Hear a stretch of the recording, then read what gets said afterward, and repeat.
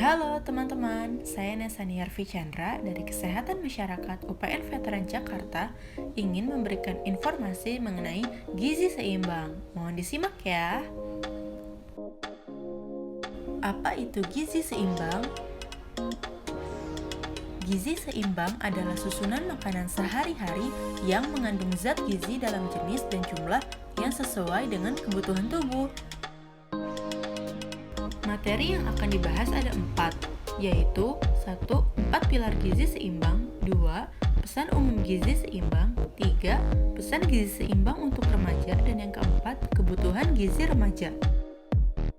Pembahasan pertama yaitu 4 pilar gizi seimbang. Sesuai namanya, pilar gizi seimbang terbagi menjadi 4. 1. Mengonsumsi makanan yang beragam, 2. Membiasakan perilaku hidup bersih, 3. Melakukan aktivitas fisik, dan yang keempat, memantau berat badan secara teratur. Pembahasan kedua yaitu pesan umum gizi seimbang. Pesan umum gizi seimbang terbagi menjadi 10. Yang pertama, syukuri dan nikmati aneka-ragaman makanan. Bersyukur dapat dilakukan dengan berdoa sebelum makan. Nikmati aneka-ragaman makanan dengan mengonsumsi 5 kelompok makanan, yaitu makanan pokok, lauk pauk, sayuran dan buah-buahan, serta minuman. Kedua, banyak makan sayuran dan cukup buah-buahan. Sayuran dan buah-buahan merupakan sumber berbagai vitamin, mineral, dan serat. Fungsi sayuran dan buah-buahan adalah sebagai antioksidan atau penangkal senyawa jahat dalam tubuh, menjaga kenormalan tekanan darah, kadar gula dan kolesterol darah, menurunkan risiko sulit buang air besar, dan kegemukan.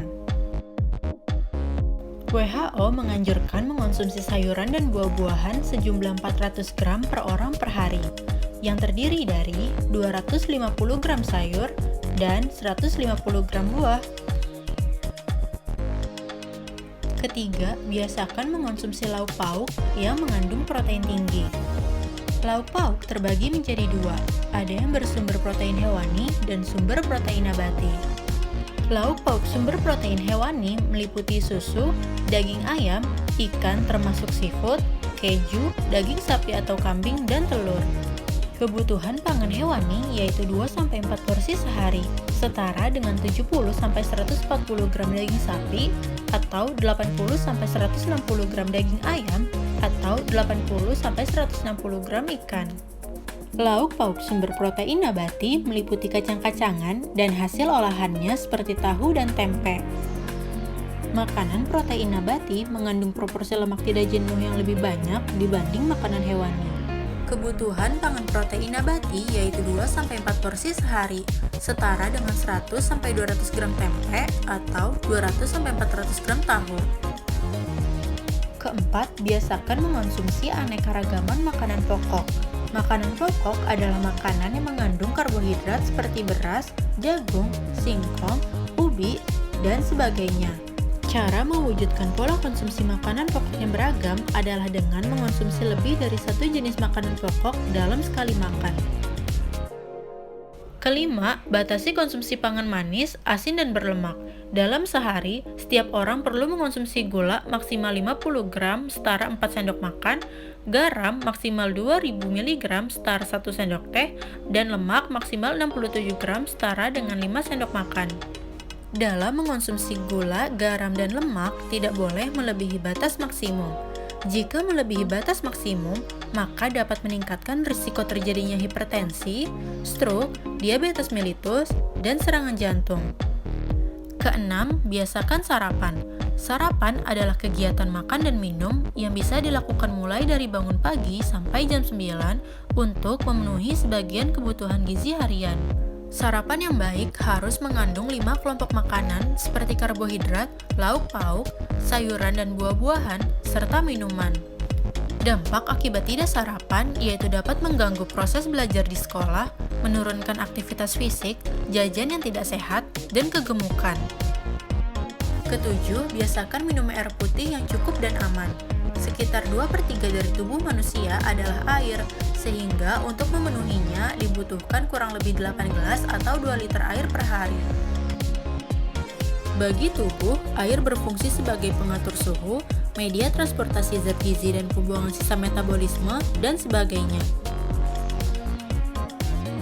Ketidakseimbangan air di dalam tubuh dapat meningkatkan risiko berbagai penyakit seperti infeksi saluran kemih, batu saluran kemih, gangguan ginjal akut, dan obesitas. Kedelapan, biasakan membaca label pada kemasan makanan. Label adalah keterangan tentang isi, jenis, komposisi zat gizi, tanggal kadaluarsa, dan keterangan penting lain yang dicantumkan pada kemasan. Keterangan pada label makanan bertujuan untuk membantu konsumen mengetahui bahan-bahan yang terkandung dalam makanan sehingga dapat memperkirakan bahaya yang mungkin terjadi apabila konsumen mengonsumsi makanan tersebut. Oleh karena itu, dianjurkan untuk membaca label makanan sebelum membeli atau mengonsumsi makanan tersebut. 9. Cuci tangan pakai sabun dengan air bersih mengalir. Tujuannya untuk mencegah kuman dan bakteri berpindah dari tangan ke makanan yang akan dikonsumsi. Berikut adalah cara mencuci tangan pakai sabun yang baik. 1. Basahi seluruh tangan dengan air bersih dan mengalir. 2. Gosok sabun ke telapak, punggung tangan dan selajari. 3. Bersihkan bagian bawah kuku-kuku. 4. Bilas tangan dengan air bersih mengalir. Dan 5. Keringkan tangan dengan handuk atau tisu.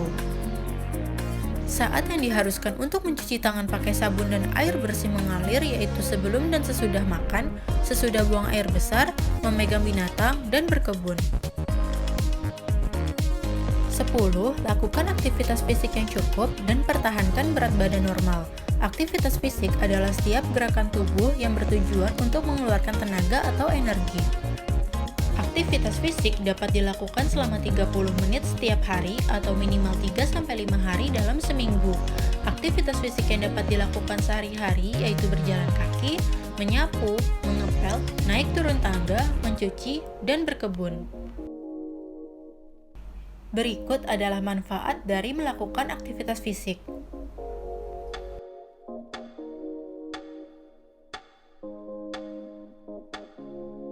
Pembahasan ketiga yaitu pesan gizi seimbang untuk remaja.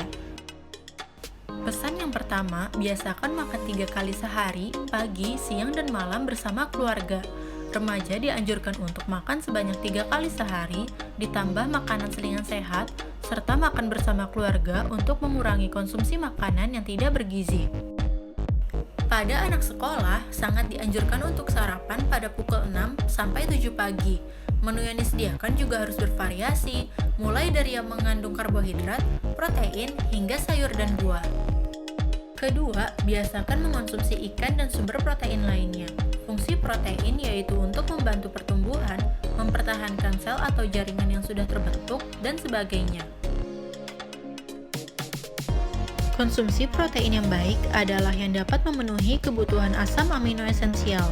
Protein hewani memiliki komposisi asam amino yang lebih lengkap dan asam amino esensial yang lebih banyak dibanding protein nabati, sehingga dianjurkan untuk konsumsi protein hewani sekitar 30% dan nabati 70%. Ketiga, perbanyak mengonsumsi sayuran dan cukup buah-buahan. Fungsi sayuran dan buah yaitu sebagai sumber vitamin, mineral, serat, dan antioksidan. Dianjurkan untuk mengonsumsi sayuran lebih banyak dibanding buah karena buah mengandung gula yang dapat meningkatkan kadar gula darah. Sayur dan buah dapat dikonsumsi dalam bentuk segar maupun sudah diolah. Keempat, biasakan membawa bekal makanan dan air dari rumah. Dengan membawa bekal dan air dari rumah, anak tidak perlu makan jajanan yang kualitasnya tidak terjamin, serta dapat memenuhi kebutuhan air dalam jumlah yang cukup untuk menjaga kesehatan. Kelima, batasi mengonsumsi makanan cepat saji, jajanan, dan makanan selingan yang manis, asin, dan berlemak. Sebagian besar makanan cepat saji adalah makanan yang tinggi gula, garam, dan lemak yang tidak baik bagi kesehatan. Mengonsumsi makanan manis, asin, dan berlemak secara berlebihan dapat menimbulkan penyakit tidak menular seperti hipertensi, diabetes mellitus, dan penyakit jantung. Oleh karena itu, mengonsumsi makanan cepat saji dan makanan jajanan harus dibatasi. Keenam, biasakan menyikat gigi sekurang-kurangnya 2 kali sehari setelah makan pagi dan sebelum tidur. Sisa makanan yang tertinggal di sela-sela gigi akan dimetabolisme oleh bakteri sehingga dapat menyebabkan terjadinya gigi berlubang. Membiasakan menyikat gigi setelah makan bertujuan untuk menghindari kerusakan gigi. Selain itu, menyikat gigi sebelum tidur juga sangat penting, karena bakteri akan tumbuh dengan pesat apabila di sela-sela gigi ada sisa makanan. Ketujuh, hindari merokok. Merokok bukanlah sebuah kebutuhan, sehingga kebiasaan merokok dapat dicegah sejak dini. Merokok akan berdampak buruk bagi kesehatan seperti kesehatan paru-paru dan kesehatan reproduksi. Pada saat merokok, paru-paru terpapar dengan hasil pembakaran tembakau yang bersifat racun. Racun hasil pembakaran rokok akan dibawa oleh darah dan akan menyebabkan gangguan fungsi pada alat reproduksi. Selain itu, merokok juga dapat membahayakan orang yang hanya menghirup asapnya saja atau yang biasa disebut dengan perokok pasif. Pembahasan keempat yaitu kebutuhan gizi remaja. Pertama, remaja membutuhkan energi.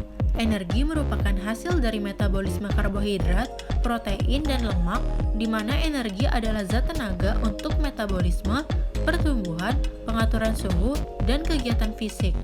Remaja yang aktif perlu asupan energi yang lebih besar dibanding yang kurang aktif. Angka kecukupan gizi energi untuk remaja per hari yaitu sebesar 2.000 sampai 2.200 kilokalori untuk perempuan, sedangkan untuk laki-laki sebesar 2.400 sampai 2.800 kilokalori. AKG energi dianjurkan sekitar 60% berasal dari karbohidrat. Kedua, protein.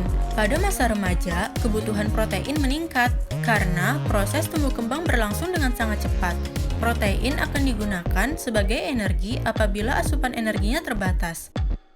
Angka kecukupan gizi protein untuk remaja per hari yaitu sebesar 48-62 gram untuk perempuan, sedangkan untuk laki-laki sebesar 55-66 gram. Keempat, vitamin.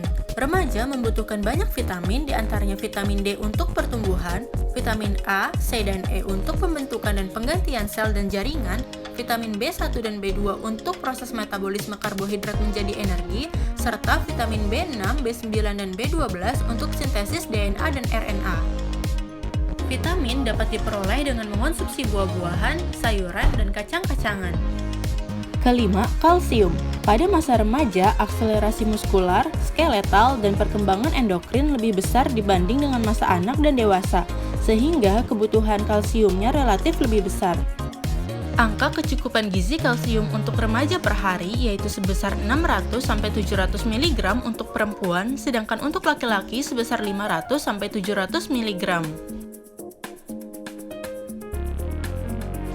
Keenam, Fe atau zat besi. Remaja perempuan membutuhkan zat besi lebih banyak dibandingkan dengan laki-laki karena remaja perempuan mengalami menstruasi yang mengeluarkan sejumlah zat besi setiap bulannya. Angka kecukupan gizi zat besi pada remaja perempuan sebesar 19-26 mg per hari, sedangkan untuk remaja laki-laki sebesar 13-23 mg per hari. Zat besi dapat diperoleh dengan mengonsumsi hati, daging sapi, kambing, ayam, ikan, kacang-kacangan, dan sayuran hijau. Sekian informasi yang dapat saya sampaikan, semoga bermanfaat. Terima kasih.